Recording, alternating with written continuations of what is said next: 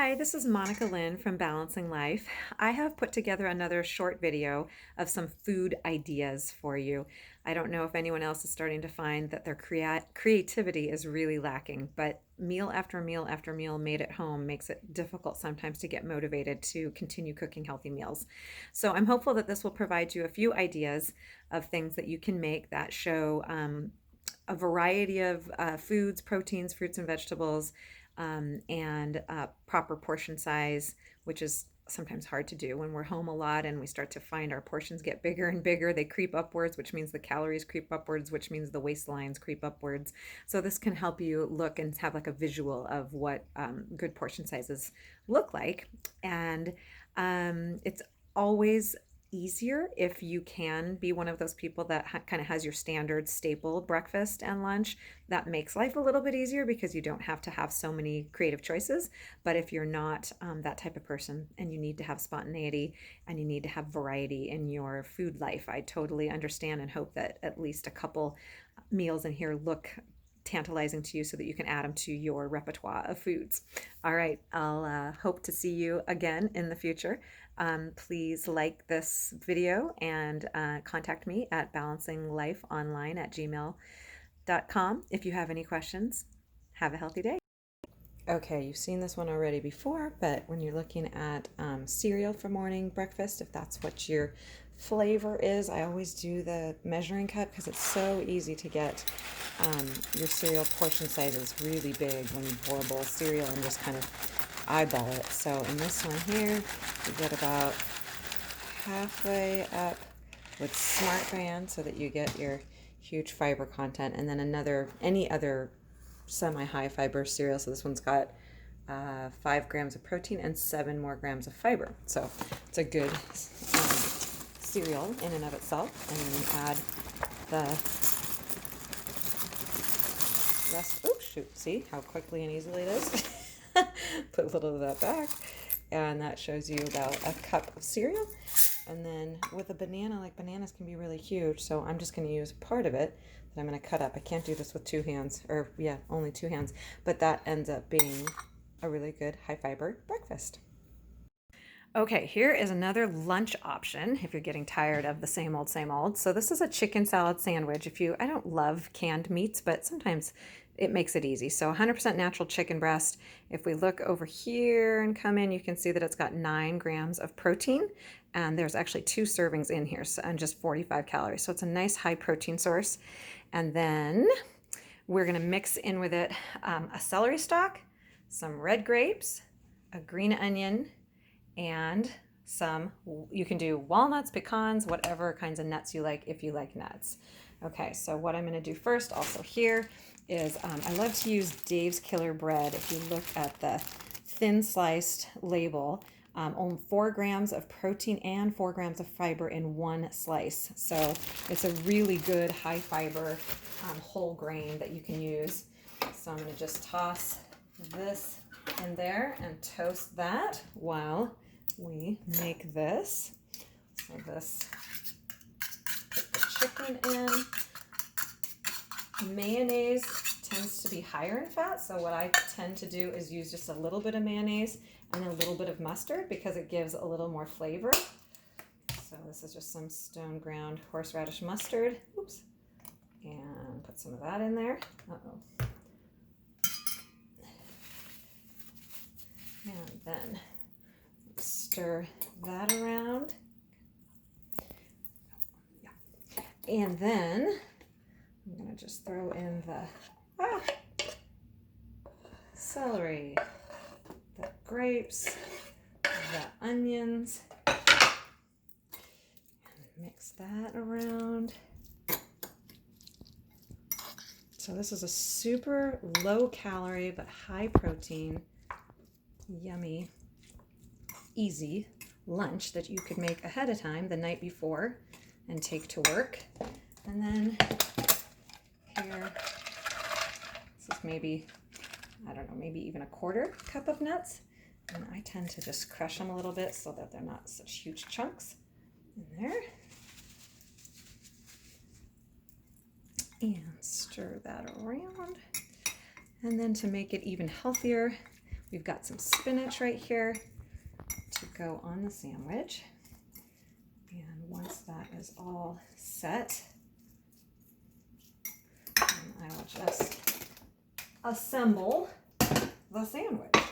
So now, I'm not even really waiting until this is super toasted, just a little warmed up is kind of nice.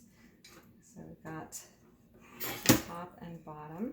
I'm going to put a little bit more mustard on just because I'm a fan of spicy sandwiches. And then I'm just going to put half of this amount on here. It's kind of a messy deal. So then once we get all the good stuff right in the sandwich, then we can take a little bit of spinach and layer it on the sandwich. Oops. I'm not very good at the pretty part of this, right? But then you squash it down. That is not an attractive presentation, but you get the gist. All right, there's a lunch idea for you. Okay, here's the beginnings of a dinner meal that is delicious and quite easy. So I've got 3 kiddos and my own plate. I tend to use a small plate versus a dinner size plate.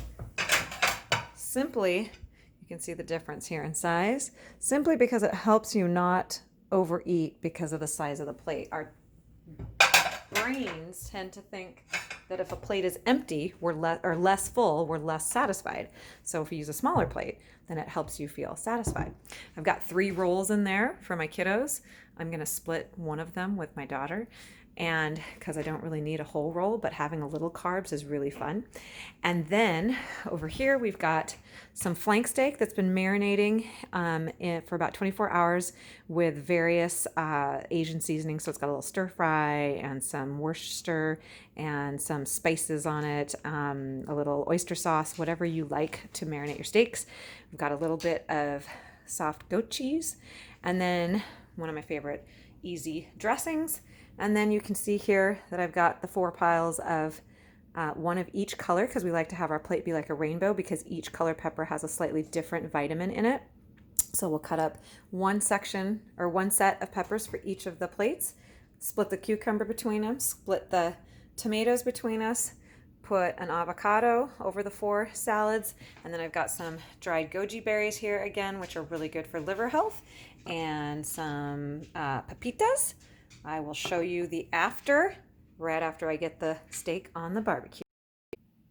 Okay, the final assembly of the salads. So we've got all the salads made, and here we go for the end of this one. I'm just gonna take, we've got about 1 to 2 cups of greens. We've got the 3 peppers.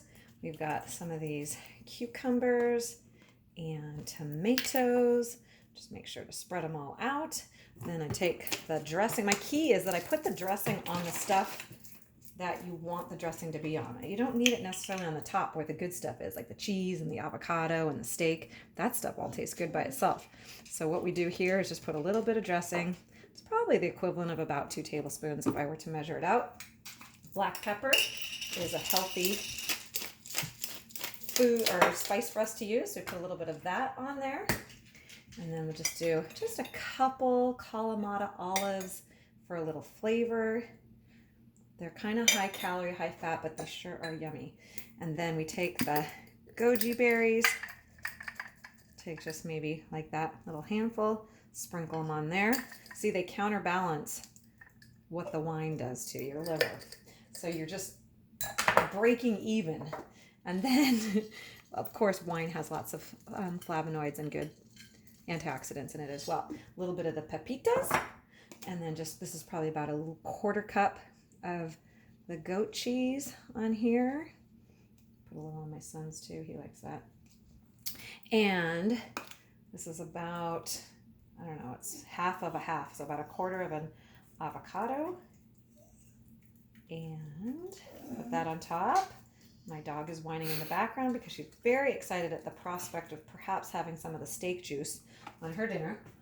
And then we just top it with little bit of this wonderful marinated flank steak. Again, you're going for about the equivalent of the size of your fist in the way of protein. I sort of measured it before I cut it, and voila.